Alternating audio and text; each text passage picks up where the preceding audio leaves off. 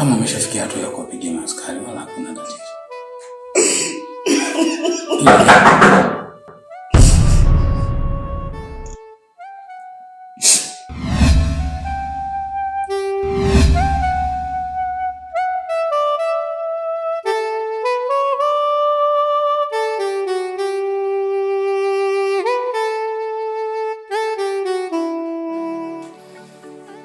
Huwezi amini kaka.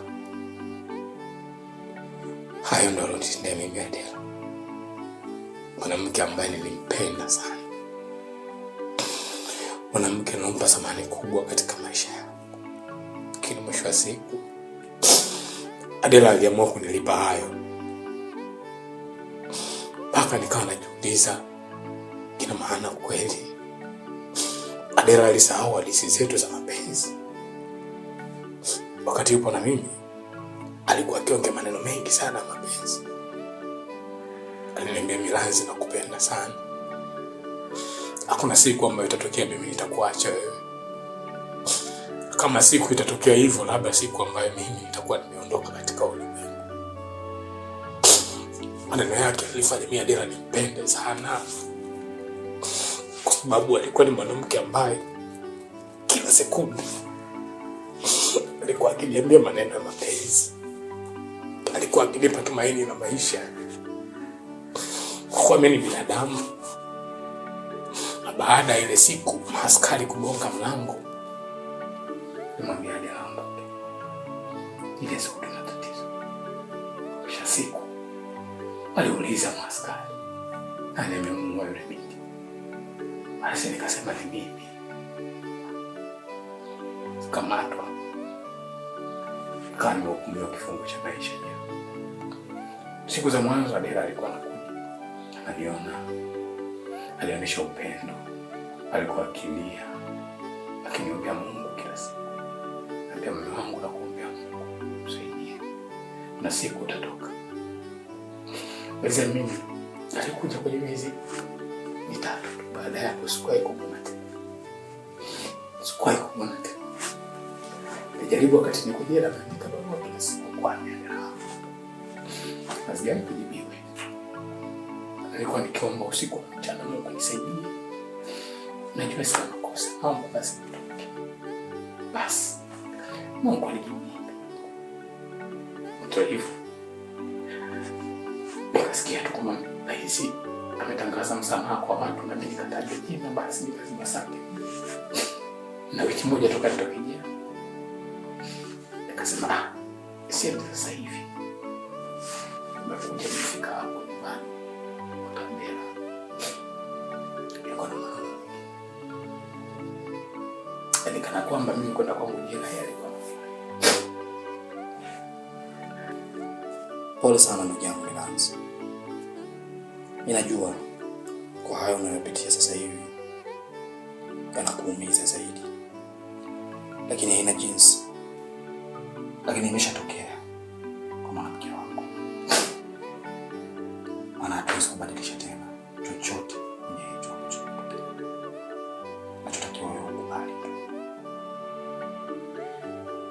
Mimi hapa nitapambana sana na wewe kwa hichi kipindi ambacho tuko wote hapa. Tavumilia japo unaona kidogo yangu siko sawa. Lakini tutajitahidi tutakachokuwa tunapata. Mwenyezi Mungu atatusaidia. Tutajipumzisha hapa kwa kipindi hichi ambacho nataka kujiweka sawa. Asante sana kaka. Kiukweli msaada wako kwangu ni mkubwa sana. Najua sio jambo rahisi mtu kuamini kama mimi nilikuwa na maisha yangu.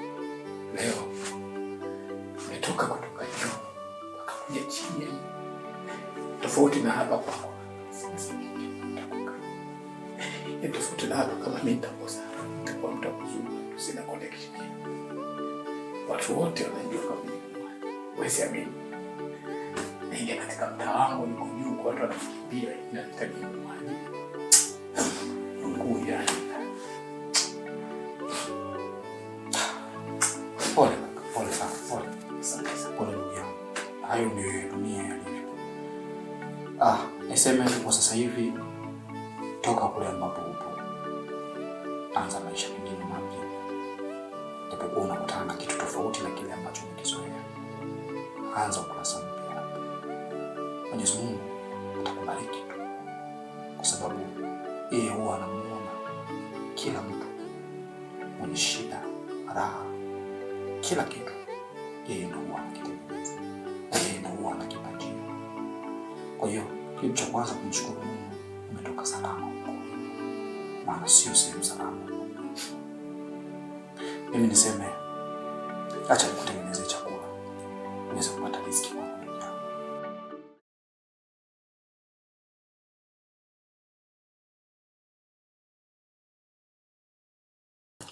Ale kaka. Nakumbuka vitu kama hivi. Jana tulikuwa tukikata. Yaani kila kule unakutana na maharage. Kama hivi dagaa labda paka mtu akuletee hivi. Ukakate uende kule. Ndio nafundishwa kata miti.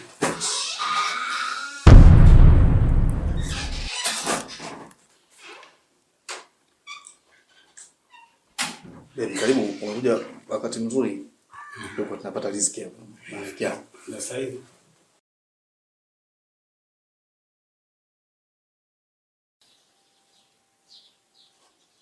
Babe. Huyu ni nani? Huyu ni rafiki yangu anaitwa Belanzi. Na hapa katikati kidogo alikuwa ana maswaibu yake. Nikaona nimvute hapa ili tuweze kupoteza na siku kidogo. Atakapokuwa amekaa sawa, ataendelea na shughuli zake. Huyu namjua. Tena namjua vizuri tu. Huyu baba ni muuaji. Alafu leo hii nastajabu kukuona kabisa upo ndani kwangu. Umekaa kabisa kwangu mimi. Na isitoshe unakula chakula ambacho nimetafuta kwa jasho langu mimi. Wewe baba basi kuwa na aibu. Kwa hata na soni muda mwingine. Mtoto wa kiume kabisa unakaa kwenye chumba cha mwanamke unajiachia. Langu.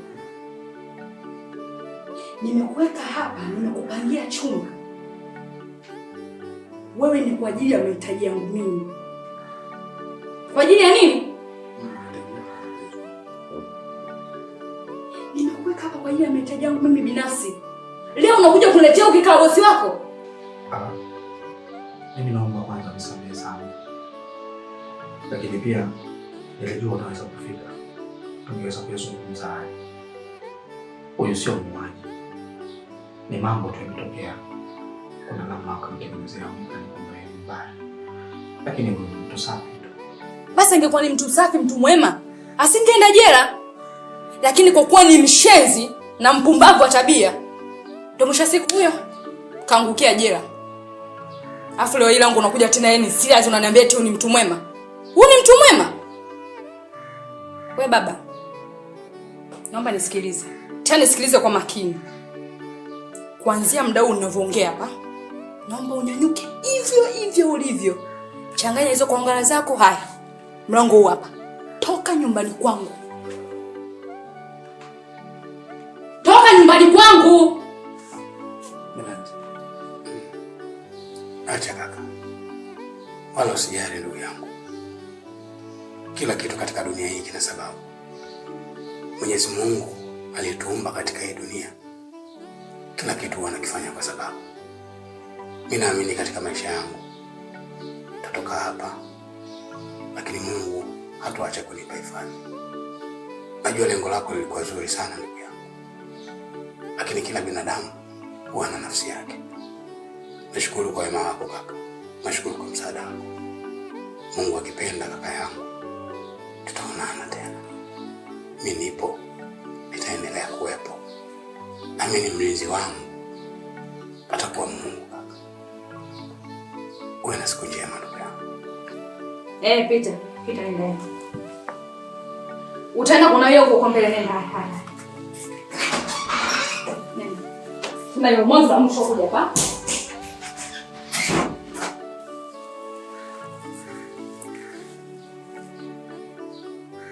Langu. Naomba nisikilize kwa makini sana. Sitaki nikukwaze, sitaki unikwaze, sitaki tukwazane. Nimekuweka hapa ndani, nimekupangia hiki chumba, nimekuwekea kila kitu kwa ajili ya mahitaji yangu mimi binafsi. Kwa ajili ya nini langu? Mahitaji yako wewe binafsi. Sasa sitaki kuona mtu yoyote tofauti zaidi yako wewe anaingia humu ndani. Naomba tuelewane langu. Nakuelewa mpenzi wangu. Lakini pia naomba unisamehe sana kwa hiki ambacho nimekifanya. Najua nilijua tu kwamba utakuja. Tafikia hatua nitakuelekeza kila kitu kuhusu rafiki yangu. Lakini nikusihi hivyo mimi nafikiria. Samehe sana. Usijali. Mimi nimeshakusamehe. Ila sitaki kuona tena kitu kama hiki kinajirudia. Sawa.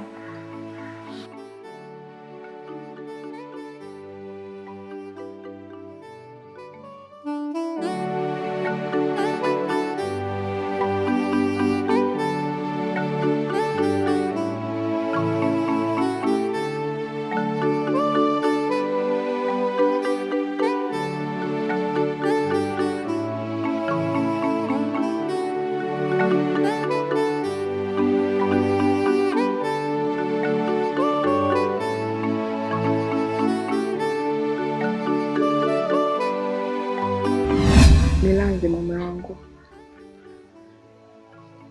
Leo nataka nikwambie kitu ambacho sijawahi kukuambia kabisa katika maisha yetu. Nakupenda sana.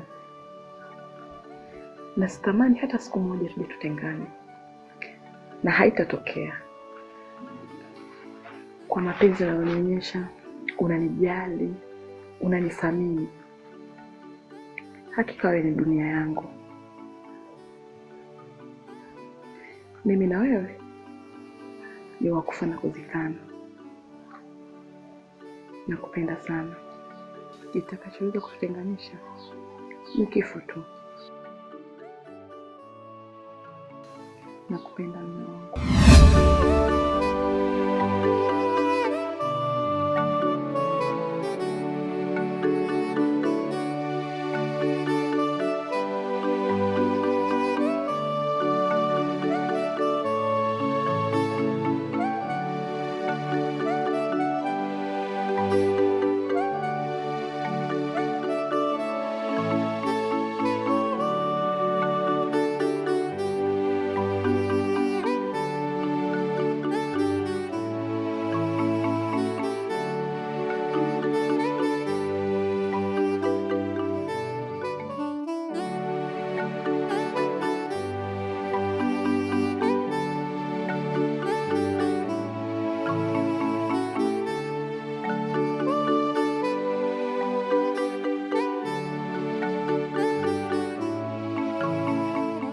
Nakupenda sana. Na sitamani hata siku moja tutengane. Na haitatokea. Kwa mapenzi unayonionyesha, unanijali, unanithamini. Hakika wewe ni dunia yangu. Mimi na wewe ni wakufa na kuzikana.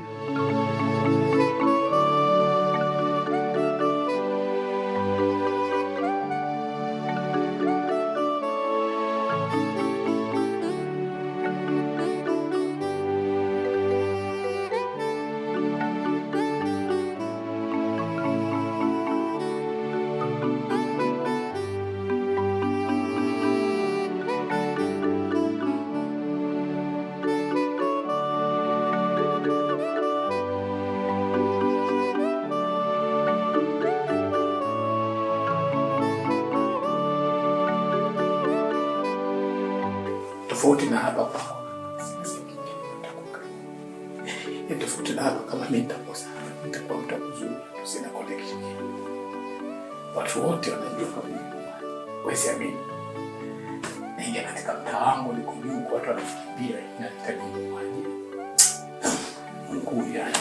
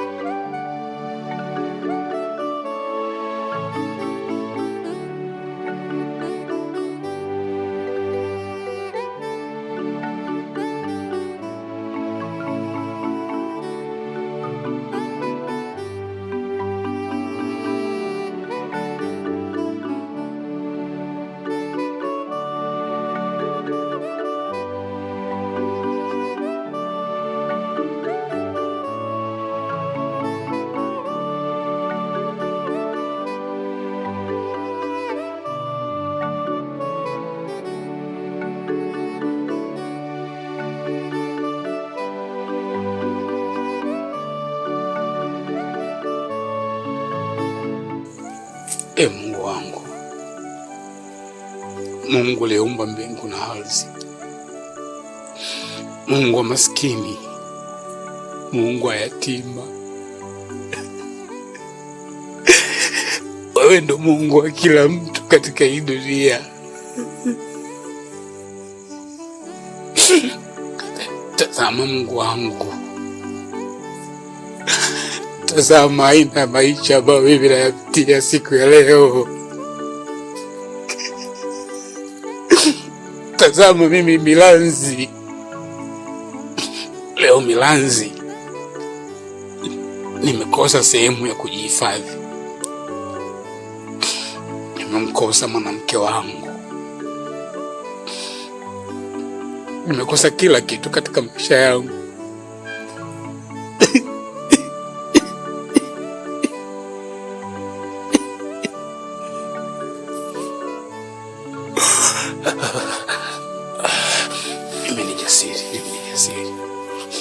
Mimi ni jasiri, sitakiwi kulia. Mungu Baba, nakuomba mja wako, naamini wewe ndo kimbilio langu, wewe ndo kimbilio la maskini, wewe ndo kimbilio la watu wote wenye shida. Kama matajiri wanapata, watu wengine wanapata, basi naamini hata mimi kuna siku utanipa. Mungu, Milanzi mimi leo sina hata sehemu ya kujihifadhi, sina hata sehemu ya kulala.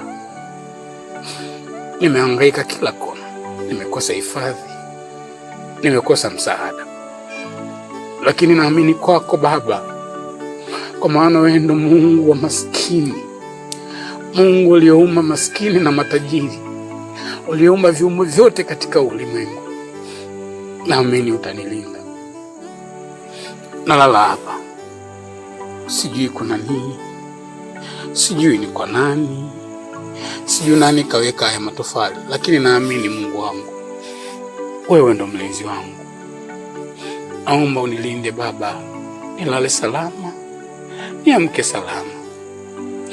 Naomba unisaidie Baba, kulala kwangu na kuachia wewe, kuamka kwangu pia na kuachia wewe, usalama wangu mimi Milanzi na kuachia wewe. Mungu wangu, naomba unisaidie, sina pa kujihifadhi. Naomba unisaidie nilale hapa Baba, niamke salama, hata riziki nikiamka ya kula tu. Mtafute hata mtu mmoja Baba ambaye anaweza akawa na moyo wa imani na mimi akanisaidia, nikapata hata kula, nikapata sehemu ya kujihifadhi.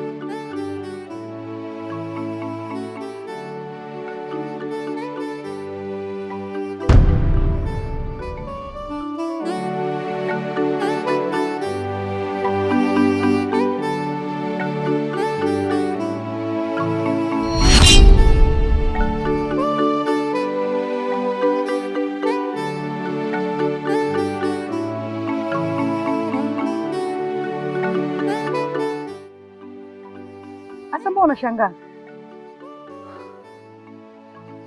Hamna, nimeyapenda tu haya mazingira.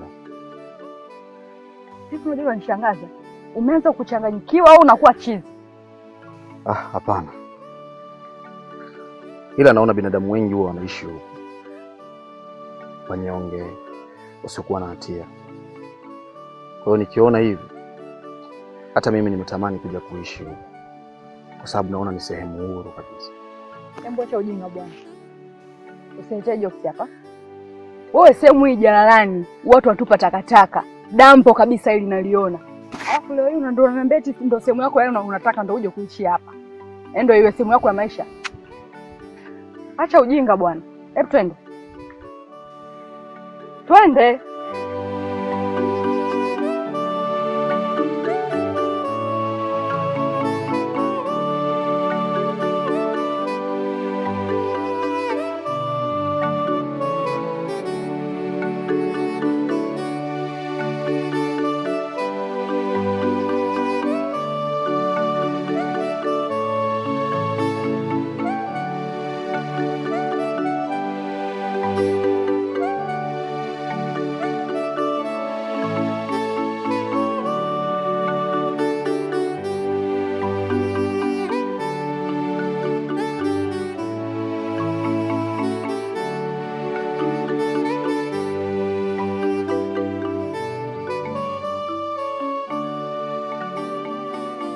Odi.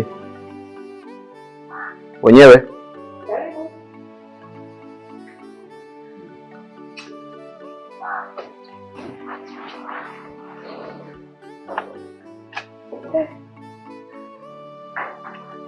Kwani shemeji?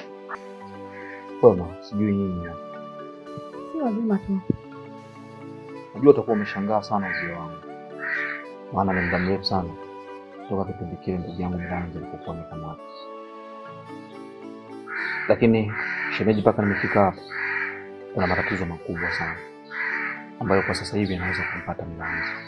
Mimi nilikuwa sifahamu kama wewe unaolewa kwa mara nyingine tena. Nilipokutana na Mlanzi akaweza kunielekeza. Ukweli shemeji, kwa sasa hivi unahitajika kuwa msaada mkubwa sana kwetu. Kuna matatizo makubwa. Mlanzi kwa sasa hivi ameanza kuchanganyikiwa.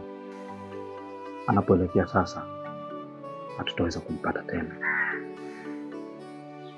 Mimi naomba tumsaidie Mlanzi. Kwa sasa hivi Mlanzi anahitaji sana uwepo wako. Hata kama umpe, mimi naomba umsaidie kama binadamu mwingine. Mlanzi kwa sasa hivi anapitia wakati mgumu. Mlanzi anaishi dampo. Anaishi dampo? Tunaweza tukaenda shemeji, maana sasa hivi niko sawa tu hapa. Tunaweza.